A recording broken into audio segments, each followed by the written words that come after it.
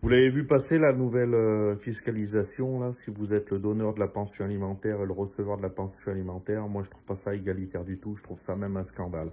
Et je vais vous expliquer pourquoi et comment cela va fonctionner.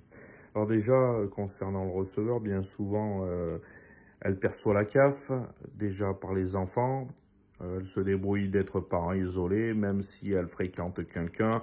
Ils se débrouilleront toujours de ne pas mettre les vêtements de ce quelqu'un, que ce soit homme ou femme, dans l'appartement dans lequel on vit, ou bien vit en fraude, ni plus ni moins, pour continuer de percevoir la CAF en tant que parent isolé. Mais ça, bien que c'est 80% des cas, on va pas en parler, puisque dans l'absolu, ces personnes-là, étant donné que déjà à la base ne payaient pas d'impôts, même avec le montant de la pension alimentaire qui touchait, cela ne les regarde pas. On va plutôt parler des personnes un petit peu aisées, celles qui perçoivent un salaire et qui percevaient en plus de ça la pension alimentaire. Alors, ce qu'il faut savoir, c'est que avant, il y avait le donneur, par exemple, il touchait 2000 euros par mois, on va dire c'est une moyenne, bien souvent c'est bien moindre, mais on va dire un salaire moyen de 2000 euros, donc on va dire le donneur, que ce soit homme ou femme, il donnait une pension alimentaire de 500, oui, parce que suivant le barème de la CAF, c'est entre 420 et 500 euros pour 2 enfants, d'accord? La personne receveur avait donc son salaire ou bien la CAF, on va dire de 1000 euros. Je vais faire des petites sommes.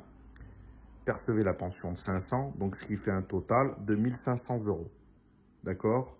À savoir que le receveur a déjà vu qu'il a la garde des enfants et que les enfants sont chez eux, chez la personne receveur, elle avait une demi-part par enfant. D'accord? Qu'elle pouvait déduire sur ses impôts. Donc même si là, elle faisait 3000 euros d'impôts, enfin 3000 euros de salaire, plus, allez, on va dire 500 euros d'impôts, de pension alimentaire, ce qui faisait 3005, elle pouvait déduire, malgré tout, c'est une demi-part, et ces 3005, elle devait les déclarer aux impôts pour avoir, et elle devait payer les impôts sur le total de 3005 mensuels. Jusque-là, vous me suivez. Là, et la personne d'honneur avait son salaire de 2000 euros, n'avait pas de déduction, outre le fait qu'il donnait la pension alimentaire. Donc, en général, pour une personne qui a 2000 euros par mois, ne donnait pas, en général, d'impôts, ce qui paraissait logique. Sauf qu'aujourd'hui,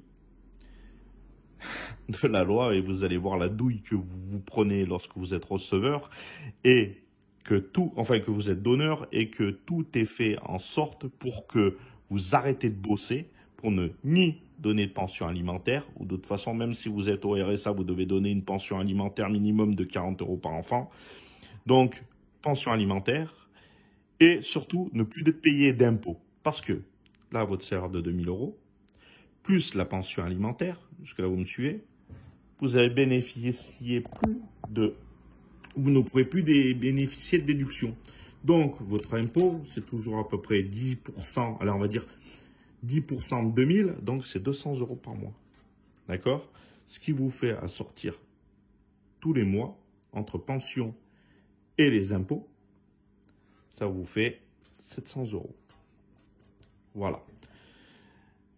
Et là, étant donné que vous n'avez pas vos enfants, vous ne pouvez pas bénéficier d'une demi-part. Et moi, elle est là où je trouve qu'il y a une douille. Parce que là, en termes d'égalité, il n'y en a plus.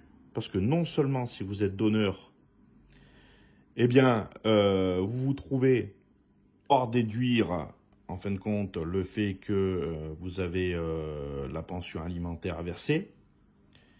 En plus de ça, vous payez les impôts et le receveur, non seulement il bénéficie des demi-parts parce qu'il a les enfants, mais en plus de ça, ne va plus être fiscalisé sur le fait qu'il perçoit la pension alimentaire. Donc moi, je trouve que l'injustice au donneur est double coup près. Moi, ce que je pense, c'est lorsqu'on est donneur et lorsqu'on est receveur, on doit de moitié payer l'impôt. C'est-à-dire, chacun doit prendre sa charge. Chacun doit payer sa charge. ou à ce compte-là, parce qu'en fin de compte, lorsque vous donnez une pension alimentaire, vous participez de moitié au moins à la vie courante de l'enfant. Donc pourquoi juste celui qui a l'enfant chez lui bénéficie de la déduction d'impôt? C'est pas juste. C'est pas juste. C'est pour ça qu'avant, je trouvais que le système était mieux, même si certaines femmes qui reçoivent actuellement la pension alimentaire sont contentes et trouvent que c'est qu'on appelle ça, un gros progrès. Ben évidemment, ça va dans leur sens. Hein. Le contraire serait idiot. Or, c'est pas un progrès, c'est une régression. Et je pense que, très honnêtement, ceux qui ont fait les lois sont tellement castrés dans le sens où, dès lors qu'ils s'opposent à quelque chose qui n'est pas au bénéfice des femmes, sont considérés comme des goujats, voire même contre des sexistes, ils n'osent plus, en fin de compte, affirmer ou donner une position, en fin de compte, qui est égalitaire. Là, je suis désolé, là, c'est pas égalitaire du tout. Moi, ce que je vous propose de faire, hein, tous, c'est d'arrêter de bosser. Et puis, comme ça, il n'y aura plus jamais d'impôts à donner. Hein, et puis, concernant la pension alimentaire, elle sera moindre. Peut-être qu'on retrouvera une logique, en fin de compte, égalitaire dans le partage que doit être la pension. Attention, je ne dis pas que une pension ne doit pas être donnée. Même, tu as voulu faire des enfants, que tu as une pension, c'est tout à fait louable, c'est normal.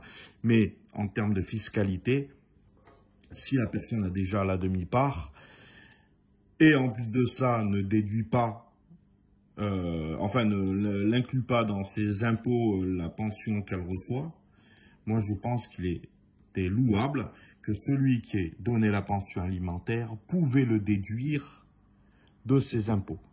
C'était louable. Comme ça, en fin de compte, la demi-part qui est là, elle est là. Donc, c'est moitié-moitié. Et en plus de ça, à savoir que la pension alimentaire, lorsqu'on l'a donnée, c'était, si on veut, une niche fiscale, hein, pour certains qui auraient pu penser ça, qui était malgré tout non seulement légitime, mais en plus de ça, pas si riche que ça, puisqu'en fin de compte, enfin pas si énorme que ça, puisqu'en fin de compte, je crois qu'elle était faible en pourcentage.